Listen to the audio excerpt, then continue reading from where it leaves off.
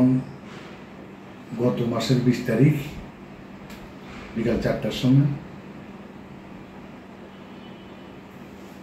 কোঠা আন্দোলনের মাঝখানে কিছু দুর্বৃত্ত তারা পুলিশের কারণে, আমার এখানে পুলিশ ভাড়া ছিল, পুলিশরা উপর থেকে ছবি টবি তুলছে, অনেক কিছু করছে, করার পরে তারা পুলিশের প্রতি আক্রমণ হয়ে আমার বিল্ডিংয়ের নিচে এসে আগুন দেয়। কিন্তু এখানে আমার কোনো সম্পৃক্ততা নাই, প্লাস আমার প্রায় 70-80 কোটি টাকার মতন প্লাস মানে ক্ষতিগ্রস্ত হয়েছি আমি এবং মার্কেট সহ সবাই মিলে। তারপরে এটা দেখার জন্য অনেকেই এসেছে এখানে। তৎকালীন সময় প্রধানমন্ত্রীও এটা নিয়ে বিভিন্ন জায়গায় কথা বলেছে। আমার টানা সারা দেশে অনেকটা নিয়ে কথা বলছে সে, কিন্তু আমার এখানে সরজমিনে দেখতে আসার জন্য স্বরাষ্ট্রমন্ত্রীকে বলছে, কিন্তু আমি ঘটনা ঘটার সাথে সাথে মামলা করতে চেয়েছিলাম, কিন্তু তখন আমার মামলাটা নেয়নি। কেন নেয়নি মামলাটা? মামলার ভিতরে আমাকে কিছু তৎকালীন সময় শামীম ওসমানের লোকজন, আওয়ামী লীগের লোকজন এবং পুলিশ থেকে সবাই মিলেই একটা মামলা পাঠাইছিল 40 জনকে আসামি দিয়া, বিএনপি জামাত সব মিলে। আমি কাউকে দেখি নাই, আমি তাদের নাম কেন দেব? অতএব আমি ওই নাম না দেওয়াতে আমার মামলাটা তারা নেয় নাই।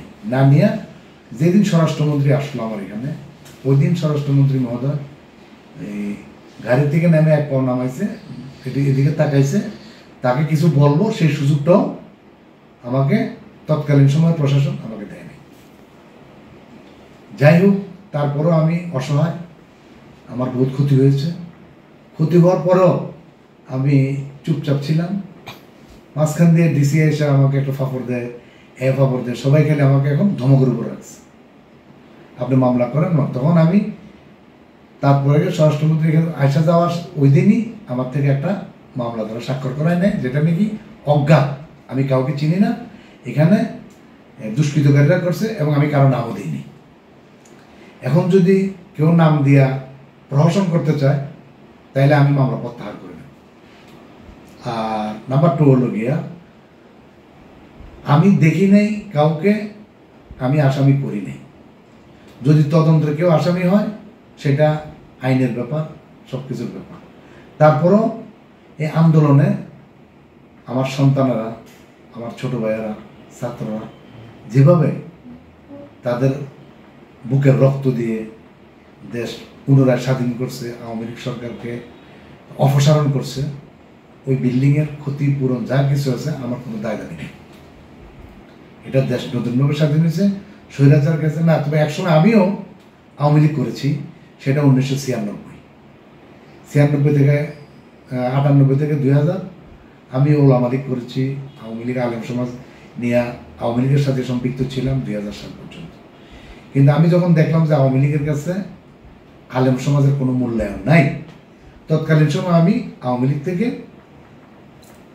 আস্তে আস্তে দূরে সরে আসলাম। কিন্তু আমার তো বের হয়নি, দূরে সরে আসলাম। দূরে সরে আসার পরে 2001 সালে নির্বাচন হয়েছে।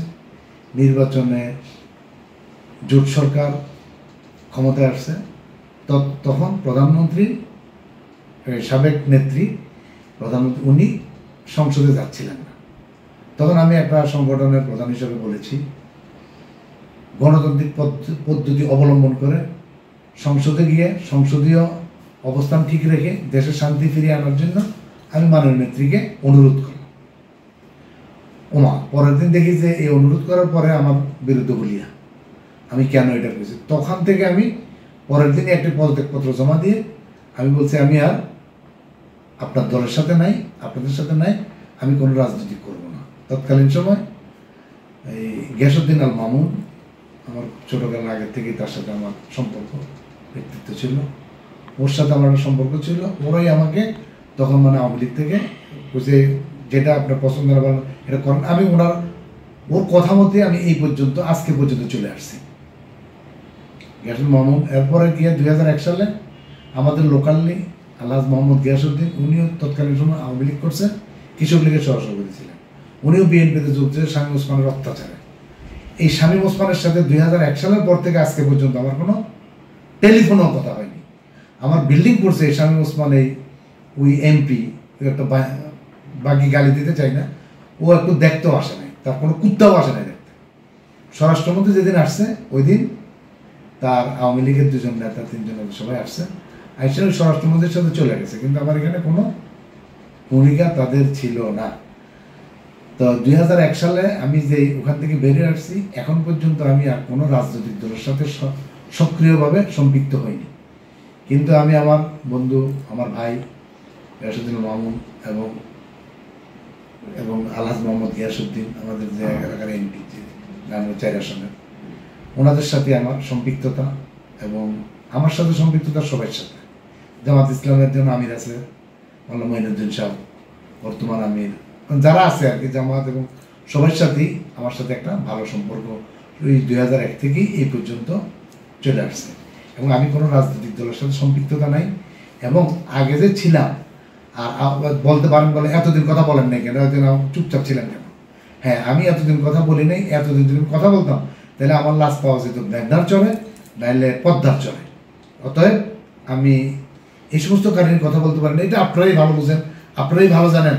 ওই টাইমে যদি আমি এইভাবে মুখোশ খুলতাম তাহলে আমার অনেক কিছু হতো। কিন্তু 2001-এর পর থেকে আওয়ামী লীগের যদি কোথাও আমার একটা সদস্যপদ পাওয়া যায় তাহলে আমি আমার বিচার চালাতে হবে, কোনো আপত্তি নেই। কিন্তু বর্তমানে যে সমস্ত মিথ্যা মামলা, যে সমস্ত মামলা রুজু হচ্ছে, কে বা কারা করছে আমি জানি না, তবে যেভাবে মামলা হচ্ছে এভাবে মামলা যদি হতে থাকে তাহলে আমি মনে করি আমরা কি পেলাম। কিন্তু মামলাটা যদি পুলিশ নেয়, পুলিশ বাঁচার জন্যই এখন বিভিন্ন ভালো ভালো লোকদেরকে এখানে আসামি করছে। মুদি দোকানদার, এরপর চা দোকানদার, এরপরে একটা ছাত্র, জীবনে কোনোদিন পশ্চিম চিনেন, এই সমস্ত কোলাপেতে তারা আসামি করতেছে। তো এইগুলি আসামি, তারা যদি দোষী হয় আলহামদুলিল্লাহ তাদের সাজা হবে। কিন্তু যেভাবে মামলা বিভ্রান্তিভাবে হচ্ছে, এখানে বিএনপির লোকও আসামি হচ্ছে, বহু জায়গায় দেখা যাচ্ছে। তা আমি চাবো, সরকারের কাছে আমার অনুরোধ থাকবে, এভাবে মিথ্যা মামলা যেন না হয়। যার বিরুদ্ধে যে অভিযোগ আছে, অভিযোগের বিরুদ্ধে মামলা হবে, শাস্তি হবে, আইনের আওতায় আসবে। আমিও যদি সেখানে কোনো প্রকারের কিছু করে থাকি, আমার বিরুদ্ধে মামলা হবে, এটার জন্য আমি না। তবে ওই স্বৈরাচারী সরকার, যে হাসিনা সরকার ছিল, ওনার আমলে যে সমস্ত কুত্তা বিলাই এবং এমপি মন্ত্রী হয়েছে, এরা কেউই এই মন্ত্রীর যোগ্য না, সঙ্গে অপদার্থ, বাস্টার, ব্লাডি। এরা একটাও যোগ্য ছিল না। এই অযোগ্য লোকদেরকে নিয়ে তুমি দেশে এই করছে, সেই করছে, আগ্রহ বাগ্রহ বহুত কিছু করছে। আমাদের দেশ থেকে যে 4-5জন ইসলামী চিন্তাবিদ, ইসলামিক স্কোয়ারকে বিদায় দিছে প্রহসনের ফাঁসির মাধ্যমে, এদেরকে আমরা আর ফিরে পাবো না। এরপর বেগম খালেদা জিয়া, মাননীয় নেত্রী, বিএনপি নেত্রী, ওনাকে যেই কাজটা করছে 6টা বছর, যে টাকার মিথ্যা মামলা দিয়ে তাকে যে হয়রানি করছে, এগুলোর আমি তীব্র নিন্দা জানাই। আর বঙ্গবন্ধু যেরকম বাংলাদেশের স্থপতি, শহীদ রাষ্ট্রপতি জিয়াউর রহমানও বলে বাংলাদেশের স্বাধীনতার ঘোষক। অতএব জিয়াউর রহমানকে কোনো প্রকারে ছোট করা যাবে না। জিয়াউর রহমান যে যা করছে বিএনপি কেউ ছোট করা যাবে না। বিএনপি এদেশের 80% লোক বর্তমান বিএনপির সমর্থক, বিএনপি মানে এই দলের সমর্থক আর কি। তো আমি কাউকে ছোট করতে চাই না। আমি সবাইকে বলবো, গণতান্ত্রিক পদ্ধতি অবলম্বন করে সবাই যেন রাজনীতি করে। আমি সবার কাছে এটা আশা করব, এবং সবার কাছে এটা আমি আশাবাদ ব্যক্ত করব। আর স্বৈরাচারী সরকার যে সমস্ত আকাম কুকাম করে গেছে, যে সমস্ত নির্যাতন করে গেছে, যে সমস্ত অত্যাচার করেছে, ওগুলির পুরোপুরি সহিভাবে, সুন্দরভাবে যেন সঠিক বিচার হয়। ওই বিচারের আওতায় সবাইকে এনে সবাইকে বিচার করার জন্য আমি বর্তমান সরকারের প্রতি আহ্বান জানাবো। এবং বর্তমান সরকার, ডক্টর ইউনূস সাহেব একজন সুশীল, এবং উনি বাংলাদেশ ওনার হাতেই এখন ঠিক হবে, এটা আমরা আশা করি। কেননা উনি একজন নোবেল বিজয়ী এবং পৃথিবীর 3 জনের একজন। উনি আমার একটা ব্যক্তি, ওনার ইতিহাস কানাডার মতন দেশে পাঠ্যপুস্তকে লেখা হয়েছে। ওনার ইতিহাস লন্ডনের 7ম শ্রেণীতে আছে। তো অতএব উনি যাদেরকে নিয়ে এখন দেশে শাসন করতেছেন, এরা সবাই বিজ্ঞ এবং সবাই শিক্ষাবিদ এবং সবাই সৎ হিসাবে কাজ করবে। এবং আমি এটা আশা করব, এবং ওনাকে আমরা সবাই সহযোগিতা করব, এবং সহযোগিতা করে দেশে একটি সুশাসনের ব্যবস্থা করে পরবর্তীতে একটি গণতান্ত্রিক সরকার পদ্ধতি অবলম্বন করার জন্য শান্তিপূর্ণ একটি নির্বাচন দিয়ে একটি গণতান্ত্রিক সরকার আসবে এই আশাবাদ ব্যক্ত করে আমার আওয়ামী লীগ ছাড়ছি প্রথমে বলছি 2001 সালে। এটার সাক্ষ্য প্রমাণ আমার লোকাল বিএনপির প্রেসিডেন্ট গিয়াসউদ্দিন সাহেব আছে, প্লাস এই দেশের জনতা আছে, সবাই জানে। কিন্তু প্রতিহিংসা পরায়ণ কিছু লোক বলতেছে আমি যদি আওয়ামী লীগই করতাম আজকে আমার দেশের বাইরে থাকতে হইতো, আমি যদি আওয়ামী লীগই করতাম আমি শেখ হাসিনার ওই ক্যাবিনেটের মন্ত্রীই থাকতাম, আমি যদি 1998 সালে ওই পদ থাকে। আর এখন যারা হাসান মাহমুদের মতন লোক অপদার্থ, সে হয় পররাষ্ট্রমন্ত্রী, এরপর নওফলের মতন লোক একটা অপদার্থ বুঝে না, ও হয় মন্ত্রী, এরপর বিভিন্ন যারা এখন মন্ত্রী হয়েছে ওনার ক্যাবিনেটে, একটারও যোগ্যতা আমাদের চেয়ে বেশি ছিল না, আমি এটা মনে করি। তাহলে তো আমি ওখানে থাকতাম, তাহলে তো আমার আজকে দেশের বাইরে থাকতে হইতো, আমি অকাম করতাম। তো আমি তো তাদের সম্পৃক্তই নেই। এখন প্রতিহিংসামূলকভাবে আমি একটু ভালো আছি, ভালো থাকতেছি, ভালো খাচ্ছি, ভালো চলছি, আমি সবার সাথে মিলেমিশে থাকতে চাই, আমি কোনো রাজনৈতিক দলের সাথে সম্পৃক্ত হতে চাই নাই।